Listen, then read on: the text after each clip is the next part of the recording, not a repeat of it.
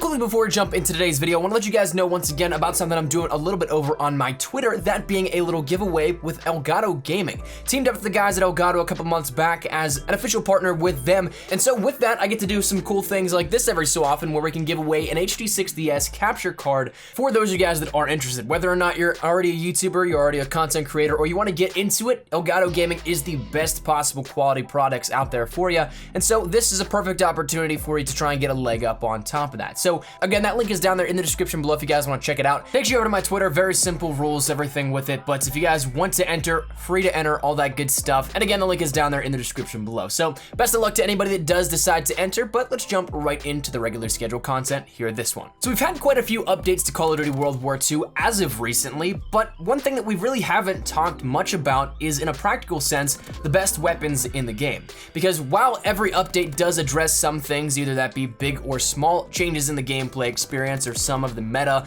things like that, we don't really talk too much on the channel here, at least as of recently, about what exactly those translate into in a gameplay sense. We can talk all day and every day about some things that are coming or that have come that change around some of the fire rates, some of the different damage properties and the fall off there at range, all kinds of stuff like that, but we don't talk about what it translates to whenever you actually put the weapon in your character's hands. So that said, today I want to give you guys what I believe is the 3 best class setups after this most recent update in Call of Duty World War II, classes that I definitely recommend you try out and that I think will very much so work out for you in terms of your gameplay experience. I think that you can totally flourish with these. They've worked wonders for me whenever I use them, so I want to share these little, if you want to call them, tips with you guys and give you the class setups that I think you can absolutely just dominate with in World War II. So that said, we're going to be talking about 3 different classifications of weapons here at this, kind of giving you guys a little bit of each little platter of the main playstyles, though some might not necessarily fall into the categories, but if you want to give them a shot, I would definitely recommend it. So we've got an SMG, we've got an LMG, and then we have a rifle as well up on the deck here today with this one. So let's just jump right into it. Let's start out with the SMG, one that honestly is probably my favorite as of right now, and it's simply because I love to run and gun. I love to rush into engagements, and while sometimes it might not work out perfectly, and you might come into that brick wall that is the enemy team, with this class setup, a lot of the times you'll be able to tear through them no matter what. So this one we're gonna be running with the PPSH, and yes, I know that's kind of standard. It's something that many people might consider that to be OP or still the main meta SMG in World War II, but it does work very well. So with this class setup, I run it in the default classification of Airborne, and with the redesign of the entire division system, Airborne now gives you the ability to fire guns while sprinting and diving, reload while sprinting, climb over obstacles faster with no fall damage, and then sprint faster over time. Depending on what rank you are, of course, you get some of those, if not all of them. So when you take a look at that from a rushing perspective, well, that's absolutely phenomenal. So that is what I run here with this PPSH. Then on the PPSH itself, I end up running quick draw, grip, and steady aim, all for various reasons. Of course, the quick draw allows you to bring that weapon up faster. Sure, not necessarily out of sprints, but a lot of the times I'll end up just walking around some areas and I want to get that gun up faster, and so it won't necessarily come down to that sprint time. Grip allows me to kind of range a little bit more people over that greater distance, because if you end up having no grip on this, you'll start to notice the recoil tends to throw your aim off a little bit more, especially the further you go with this in range. It'll definitely become harder to control. So with grip, it allows that to be a little bit more manageable and something that I can definitely tackle on my own. And then as well with steady aim, if I am in close quarters situations, close quarters combat, and need to have the better opportunity of spraying somebody down with a hip fire rather than just aiming down sight, if they are moving, if I'm moving, it becomes a lot harder to track them if I try and aim down sight the entire time. So hip fire sometimes comes in handy, and of course with it playing into the SMG close quarters combat engagement, that's perfect. I think that that's a great opportunity to use this with it. Then as for the secondary, I run the machine pistol with extended mags on that. It's kind of a basic one that I end up running. I don't necessarily ever use my secondaries all that much, but you might see in the gameplay in the background I have to pull it out at some point. It's kind of just there to fill up the spot. It's not like the pick 10 or pick 13 system where I can make my weapon and class better if I don't take it. It's not going to penalize me, so therefore I take it just to have it.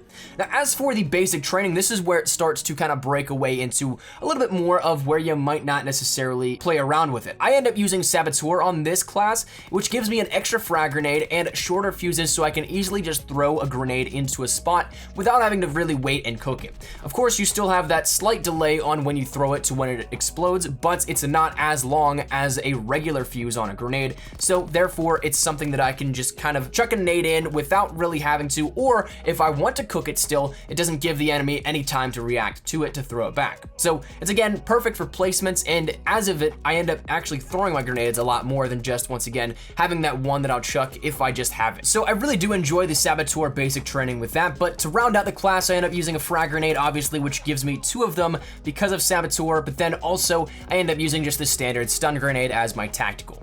But rounding into the second class here up on the table, we're gonna end up talking about an LMG, and this one has become one of my favorites as of recently. Not just an LMG, but one of my favorite weapons in World War II overall. Firstly, because the way that we run it, we have a lot of ammunition, so you have that potential for a long streak right off the bat. You don't really have to worry too much about running out of ammo, but this is the MG81. So previously I thought the Lewis was probably the best LMG, but then we ended up seeing the MG81 added in a couple of months back at this point. But this is where I think now it becomes the most prominent, because it has a very high mobility for an LMG. It has a decent fire rate. It has an already standard okay magazine size. And so overall, the weapon just gives you a great chance as an LMG player to flourish. Of course, you're still probably gonna be outclassed in close quarters by SMGs, shotguns, and then even at some mid-range engagements, ARs, but if you use this class, you kind of equal the playing field out a little bit to give yourself as much a fighting chance as possible. So with this, we end up running the Armored Division, which again, after the Division overhaul, has changed out to be significantly less explosive and fire damage, immune to shell shock and tacticals, increased bullet penetration through surfaces, as well as greatly reduced flinch when shot. Those all depend, of course, on your rank again, but this one was probably one of the ones that got one of the bigger buffs out of the Division overhaul, and it's fantastic on whatever class you run it on. So with an LMG, something that could require that extra resistance to various different things, as well as the penetration increase on those bullets, it's a great natural fit for the weapon. As for the MG81, we end up running extended mags, grip, and rapid fire on this to once again bring it up to a level playing field. Extended mags brings the mag and the reserve up to 90 shots in one magazine, plus 180 shots in reserve, which again gives you so much potential to live and go on a long streak. It's easily enough ammo for even if you end up going on, say, even a V2 streak. You'll end up having a ton of ammo here with this, assuming you don't even walk over anybody else that is running an MG81 and pick up their ammo, but it's fantastic. I think that's one of my favorite things on this class setup and on this weapon in particular. Then we have the grip, because of course at range it starts to get a little bit crazy. The higher caliber of the weapon in game, of course, will end up knocking that recoil a little bit higher than, say, if you have a burst weapon or something of a lesser caliber and maybe an SMG or something like that in close quarters, but grip definitely helps on those longer ranges. It's very easy already to control naturally as its recoil, but throw on a grip and it becomes way easier. Now, as for the final attachment, that being rapid fire, this is where it brings it in line more so with a rifle play.